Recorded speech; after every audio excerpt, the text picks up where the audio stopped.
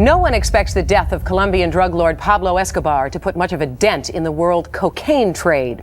Pablo Escobar had a problem most people never think about.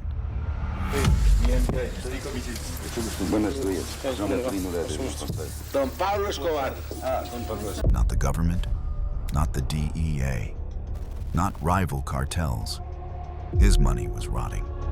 Escobar was once the world's largest exporter of cocaine. $2 billion smuggling 1,100 pounds of refined cocaine into the United States every month.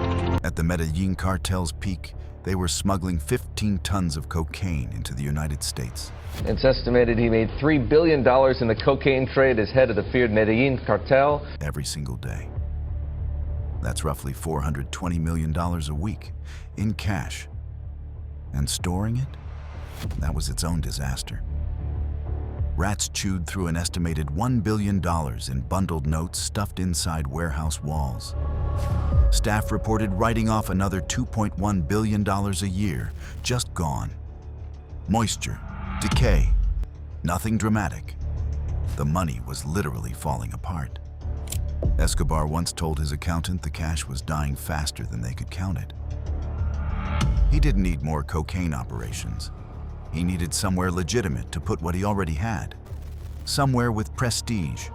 Pablo Escobar had risen from poverty to build a billion-dollar drug empire, which poured tons of cocaine into Europe and the United States. Public visibility. Somewhere nobody would look twice. In 1989, Atlético Nacional became the first Colombian club to win the Copa Libertadores.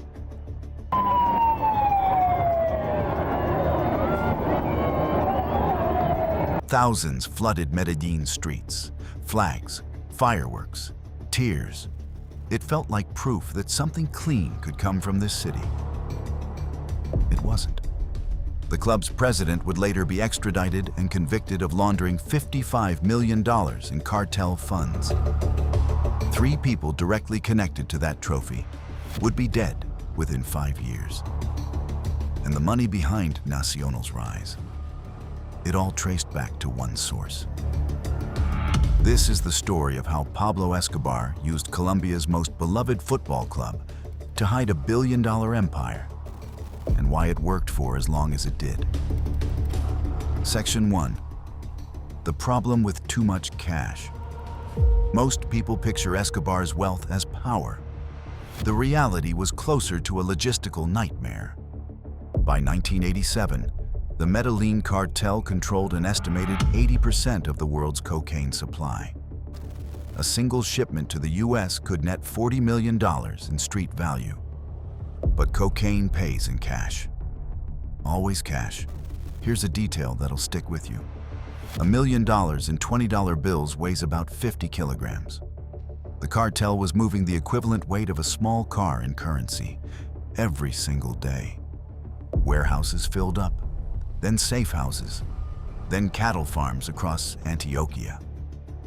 Escobar reportedly buried cash in fields and forgot where some of it was. His brother Roberto later confirmed they wrote off about 10% of all earnings every year, not to law enforcement, but to physical decay. Now, this is the first stage of money laundering. It's called placement, and it's the most dangerous moment in the entire process.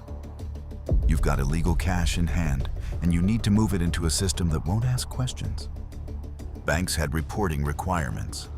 Real estate left paper trails. Cattle ranching absorbed some of it. Escobar owned an estimated 19 rural estates by 1988. But the DEA was watching land transactions.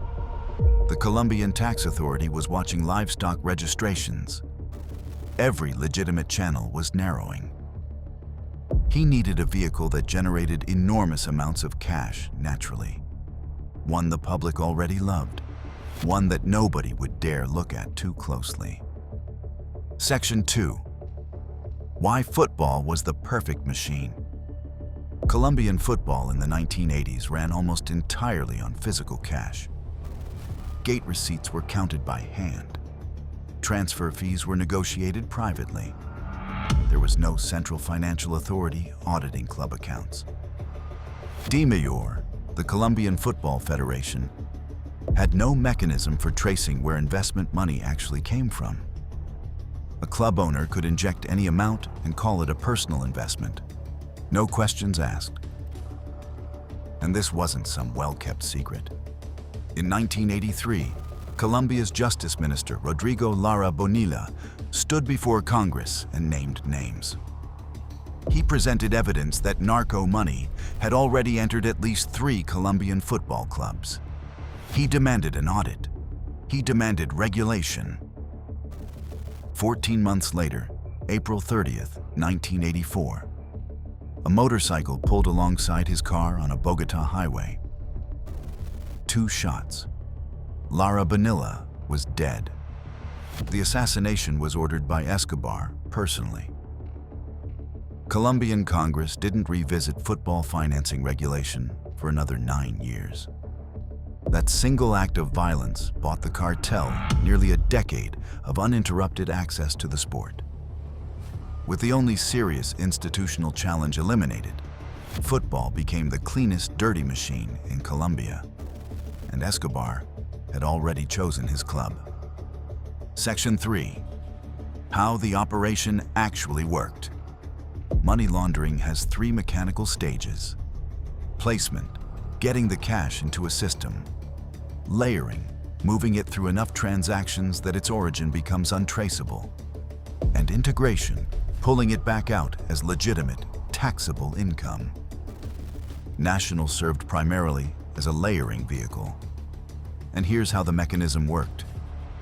Cartel cash entered the club as inflated gate receipts.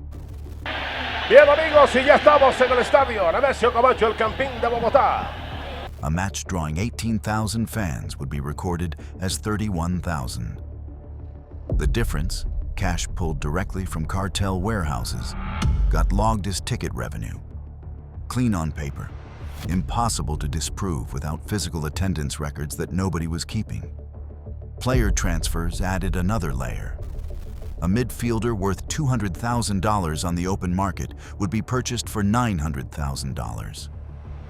The excess flowed into shell companies registered in Panama. Those companies routed the funds back into Colombia as sponsorship payments. Contracts existed. Logos appeared on kits. Everything looked legitimate from the outside. Club president Juan José Bellini managed much of this structure directly. U.S. prosecutors later confirmed $55 million passed through Nacional's accounts using these methods. That's what prosecutors could prove. Investigators believed the actual number was significantly higher. But moving money was only half of what football gave Escobar. The other half was something no cattle farm or real estate portfolio could ever provide. Section 4. The 1989 Copa Libertadores. Nacional's 1989 squad was built with cartel capital. Players were recruited from across South America at above-market fees. The same transfer mechanism that cleaned cartel money also assembled a genuinely competitive team. And that was intentional. Winning wasn't a side effect of the laundering operation. Winning was the point. A champion club generates press coverage, international banking relationships, and, most critically, public goodwill that acts as institutional armor. Nobody investigates the club that just made their city proud. Nacional moved through the 1989 Copa Libertadores, outspending virtually every opponent. Their goalkeeper was René Higuita, already one of South America's most recognizable players.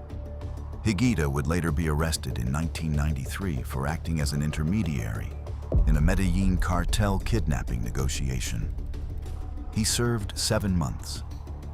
The final against Club Olimpia of Paraguay went to penalties. Nacional won. Medellín erupted. Escobar watched from a compound in the hills above the city, surrounded by armed guards. International press covered the victory across Europe and North America. Colombian football had arrived on the world stage. And the Medellín cartel had a legitimate internationally recognized trophy sitting at the center of its public image. That trophy bought something more valuable than respectability. It bought silence. Section 5. The unraveling. By 1991, the architecture was cracking. The DEA had built a network of informants inside Medellín, reaching into Escobar's inner circle. Colombian President Cesar Gaviria, under enormous U.S. pressure, pushed through extradition legislation that Escobar had spent years and millions trying to prevent. Faced with extradition to the United States, Escobar negotiated a surrender. He designed his own prison. La Catedral, built in 1991 on a hillside outside Envigado, had a football pitch, a bar, and a jacuzzi. Colombian authorities weren't permitted inside without his advance notice. It wasn't a prison. It was a fortress with paperwork. While Escobar managed his empire from La Catedral, investigators in Bogotá started pulling at Nacional's finances. The shell company structure in Panama unraveled when a Panamanian banking contact cooperated with U.S. authorities. Bellini's name surfaced in 1993. After Escobar was killed on a Medellín rooftop on December 2, 1993, shot once behind the ear, the legal protection his network provided collapsed fast. Bellini was extradited to the United States in 1997. Convicted. $55 million confirmed. CONMEBOL and FIFA reviewed the case. They determined no retroactive action on the 1989 title was warranted. The trophy stayed. Which raises the question every Colombian football supporter has quietly sat with ever since. Section 6. What it left behind. Escobar's gone. The Medellín cartel dissolved. Atlético Nacional still plays in the Liga Betplay. They've won the Copa Libertadores twice, 1989 and 2016. The 2016 title is uncontested. Clean finances, legitimate structure. But the 1989 trophy sits right alongside it in the same cabinet. A 2013 report commissioned by the Colombian government formally acknowledged what it called the narco era of Colombian football, spanning roughly 1980 to 1995. During that period, an estimated 30% of Colombian top-flight clubs received significant narco investment. Nacional wasn't an isolated case. It was the template. Italian football investigators studying the 'Ndrangheta's infiltration of Serie B clubs in the 2000s cited the Nacional model explicitly. Mexican cartel investment in Liga MX franchises followed the same three-stage mechanism. The blueprint traveled because it worked. And it worked because of one thing no financial regulation has ever successfully neutralized. People love their football club with a loyalty that overrides skepticism. When Nacional won in 1989, Medellín celebrated. They knew where the money came from. They celebrated anyway. That's not a condemnation of those people. It's an accurate description of how power learns to hide. It finds the things you love. It wraps itself inside them. And it stays there. For as long as you keep cheering. The cartel didn't stop at football. Next, how they bought an entire government.